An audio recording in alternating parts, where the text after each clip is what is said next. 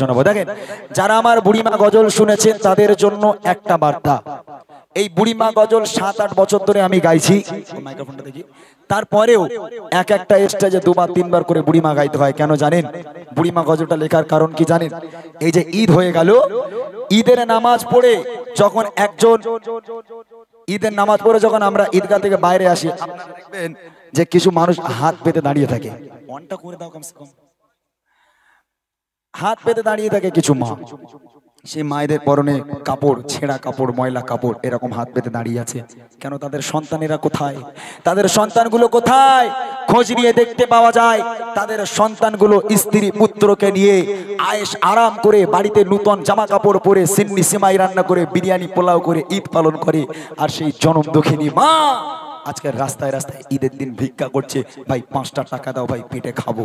আল্লাহ পাক কোরআন শরীফের মধ্যে বলেন, বিসমিল্লাহির রহমানির রহিম, ওয়া কাদা রাব্বুকা আল্লা তা'বুদু ইল্লা ইয়্যাহু ওয়া বিল ওয়ালিদাইনি ইহসানা। এ আমার বান্দা বান্দিরা, আমি আল্লাহ পাক আল্লাহ তাআলা আমার ইবাদত বান্দেগি করার পর দ্বিতীয় নম্বর, ছেড়ে দাও ভাই, একদম ছেড়ে দাও ভাই, ছেড়ে দাও, পুরো ছেড়ে দাও, একদম ছেড়ে। যখন বলবো তখন দেবেন, একটু দাঁড়াও। যখন আমি বললে দেবে, অসুবিধা নেই, দাঁড়াও একটুখানি দাঁড়াও। আচ্ছা ঠিক আছে, ঠিক আছে, ঠিক আছে ভাই। আল্লাহ পাক বলছে, আমি আল্লাহ পাক আল্লাহ তাআলা আমার ইবাদত বান্দেগি করার পর দ্বিতীয় নম্বর ইবাদত হলো তোর বাপ মায়ের প্রতি ইহসান করা, বাপ মাকে ভক্তি করা, মহাব্বত করা। সেই বাপ মাকে অবহেলা করো না। বুড়িমা গজলটা শোনানোর আগে বুড়িমাটা কেন লিখেছিলাম ছোট্ট আকারে আগে আপনাদের শোনাই, তারপর ইনশাআল্লাহ বুড়িমা গজলটা কেন লিখেছি সেটা আপনাদের শোনাবো। কবি ছন্দের মাধ্যমে লিখছে। মাইক নিচে সাউন্ড কমে যাচ্ছে, ফলো করবে তো, একটু একটু বাড়িয়ে দেবে, নিচে সাউন্ড কমে যাচ্ছে।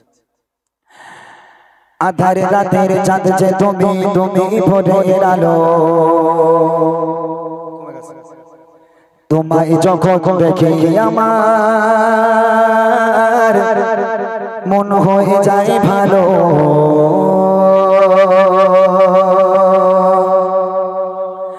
আধার রাতের চাঁদ যে তুমি, তুমি ভোরের আলো, তোমায় যখন দেখে আমার মন হয়ে যায় ভালো। আধার রাতের চাঁদ যে তুমি, তুমি ভোরের আলো, তোমায় যখন দেখে আমার মন হয়ে যায় ভালো।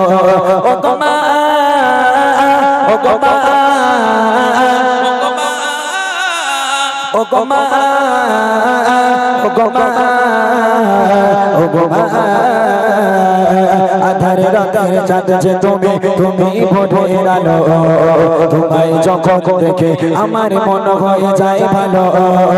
আধার রাতের চাঁদ যে তুমি, তুমি ভোরের আলো, তোমায় যখন দেখে আমার মন হয়ে যায় ভালো। একটা মা যখন একটা বাচ্চাকে জন্ম দেয়, ওই বাচ্চা মায়ের কোলে পায়খানা করলো, পেশাব করলো, মাকে ঘুমাতে দেয় না, মাকে খেতে দেয় না। একটা মানুষ সাক্ষী দিতে পারবেন, ওই মা বলেছে, হতভাগা সন্তান, আজ থেকে তুই অন্য ঘরে ঘুমা, আমি মা অন্য ঘরে ঘুমাবো।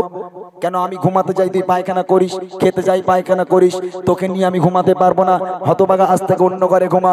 কোন মা বলতে পারবে? আর সেই বাপ মা বুড়ো বুড়ি হয়ে গেল, সেই সন্তান বড় হয়ে গেল, বাপ মা চলতে পারে না, হাঁটতে পারে না। সেই বাপ মা যদি ঘরে কি বারান্দায় একটু পায়খানা পেশাব করে ফেলে, তখন ছেলের ঘাড়ে বাজ পড়ে, তাই না? তাই কবি লিখছে, দেখেন, জাদু মাখা মুখটি তোমার, জাদু মাখা মুখটি তোমার, দেখলে পারে মন, আদর করে রাখো যখন ওরে খোকা শোন, আদর করে রাখো যখন ওরে খোকা শোন। জাদু মাখা মুখটি তোমার, জাদু মাখা মুখটি তোমার, দেখলে পারে মন, আদর করে রাখো যখন ওরে খোকা শোন, আদর করে রাখো যখন ওরে খোকা শোন। বলো যদি ছাড়বো সবে তোমায় ছাড়বো না, বলো যদি ছাড়বো সবে তোমায় ছাড়বো না। আর কারো গোলে দে মাগো এ প্রাণ জোড়াই না, আর কারো গোলে দে মাগো এ প্রাণ জোড়াই না। ও গো মা, ও গো মা, ও গো মা, ও গো মা, ও গো মা। আধার রাতের চাঁদ যে তুমি, তুমি ভোরের আলো, তোমায় যখন দেখে আমার মন হয়ে যায় ভালো। আধার রাতের চাঁদ যে তুমি, তুমি ভোরের আলো, যখন দেখে আমার মন হয়ে যায় ভালো। এইবারে দেখেন বুড়িমাটা কাণ্ড লেখা। সন্তান বড় হয়ে গেল, মা বাপ কত আশা করে বিয়ে দিল সন্তানকে। এখন এইখানে যে যুবক ভাইগুলো আছে যারা নাইটে কাজ করে, রাত্রেবেলা ধরে নেন কাজে যায়, রাত 12টা 1টার সময় বাড়িতে ফেরে। একই ছাদের তলায় যদি মা আর বউ ঘুমায় তাহলে টেনশন বেশি করবে মা, বউ নয়। মা বিনা স্বার্থে ভালোবাসে, টেনশন করবে মা আমার সন্তানটা কোন সকালবেলা বাড়িতে গেল এখনো পর্যন্ত, কোন সকালবেলা কাজে গেল এখনো পর্যন্ত বাড়িতে এলো না, না জানি সন্তানটার কি হয়েছে, রাস্তাঘাটে কোনো বিপদ হলো কিনা, মা টেনশন করে করে মরে। আর বউ এদিকে আরাম করে ঘুমাচ্ছে, জান্নাতে চলে গেছে ঘুমের ঘরে, স্বামীর কোনো পাত্তা নেই। স্বামী বাড়িতে এলো, দরজা নক করলো, দরজা খুলে গেল। আম্মাজান ঘুম থেকে উঠে দরজা খুলে বলছে, হ্যাঁ রে খোকা তোরা তো লেট হলো কেন রে বাবা? না আমার রাস্তা জাম ছিল, একটু কাজের চাপ ছিল তাই লেট হয়ে গেছে। মা বলবে, বাছা খুব টেনশন করছিলাম রে বাবা, তুই এসছিস বাবা ভালো হয়েছে, এবার তাড়াতাড়ি করে খেয়ে দিয়ে ঘুমিয়ে পড়, আমি মা এবার একটু শান্তিতে ঘুমাই। কিন্তু বউ যদি ওঠে, উঠে বলবে, দেখো আজকে রবিবার মাইনে পাওয়ার কথা ছিল, পেয়েছো? বলে ঘরে চ বলছি। বলে ঘরে যাওয়া যাবি হবে না, আগে মাইনের কথা বলো, মাইনে যদি পাও তাহলে ঘরে ওঠো, নাহলে ঘরে পা দিও না। না করবেন না। আল্লাহ পাক বলে, ওয়াকাদা রব্বুকা আল্লা তা'বুদু ইল্লা ইয়্যাহু ওয়া বিল ওয়ালিদাইনি ইহসানা। আমি আল্লাহ আমার ইবাদত বান্দেগী করার পর দ্বিতীয় নম্বর ইবাদত তোর বাপ মায়ের প্রতি ইহসান করা, বাপ মাকে ভক্তি করা। তোমার বাপ মা হলো তোমার জন্য বরকত, তোমার বাপ মা তোমার জন্য রহমত। তোমার বাড়িতে যদি তোমার বাপ মা থাকে আল্লাহ পাক রহমত বরকতে ভরিয়ে দেবে।